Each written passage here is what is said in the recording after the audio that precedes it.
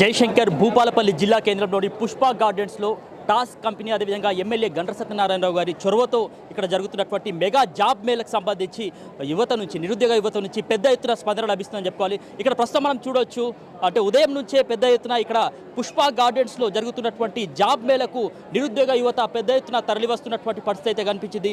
ఇక ఉదయం నుంచే ఏదైతే వెహికల్స్ అయితే అరేంజ్ చేశారు, మరి ఆ వెహికల్స్ అరేంజ్ చేసినటువంటి క్రమంలో మరి రూరల్ ఏరియా నుంచి కావచ్చు, ఇక్కడ స్థానికంగా కావచ్చు, వివిధ ప్రాంతాల నుంచి జయశంకర్ భూపాలపల్లి జిల్లాలోని పలు ప్రాంతాల నుంచి కూడా పెద్ద సంఖ్యలో యువత ఇక్కడ ఉన్నటువంటి మెగా జాబ్ మేళకు విచ్చేసి అంటే ఎన్రోల్మెంట్ చేసుకున్నటువంటి వాళ్ళు కూడా ఉన్నారు. అదేవిధంగా ఆఫ్లైన్లో కూడా అప్పటికప్పుడు ఎన్రోల్మెంట్ చేసుకొని మరి ఇంటర్వ్యూలకు హాజరయ్యేటటువంటి పరిస్థితి అయితే కనిపిస్తుంది. సో మొత్తానికి 80 కంపెనీలు అయితే ఈ యొక్క టాస్క్ ఆధ్వర్యంలో యొక్క ఇంటర్వ్యూలు అయితే చేపడుతున్నాయి.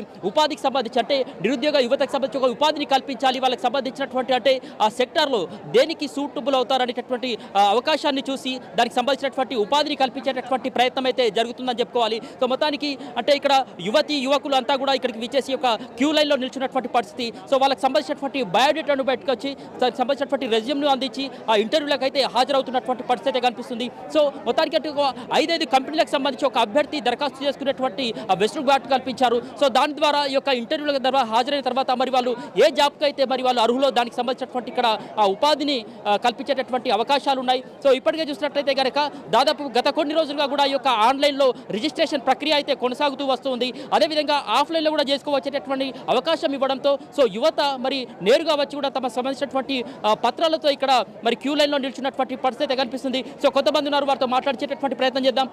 చెప్పండి బ్రదర్, ఎక్కడి నుంచి వచ్చారు మీరు? అన్న చెప్పండి, ఎక్కడి నుంచి వచ్చారు? ఎక్కడి నుంచి వచ్చారు అన్న? రంగాపూర్ అన్న. రంగాపూర్. సో జాబ్ మేళకు సంబంధించి అంటే ఎవరు చెప్పారు మీకు? ఎవరి ద్వారా తెలిసింది? మాకు ఎమ్మెల్యే ద్వారా తెలిసింది. ఎమ్మెల్యే గారి ద్వారా తెలిసింది. సో ఏం చదువుకున్నారండి? ఎంబీఏ చేశారు. సో అంటే ఇంతకుముందు ఏదైనా జాబ్ చేశారా లేకపోతే ఇప్పుడు?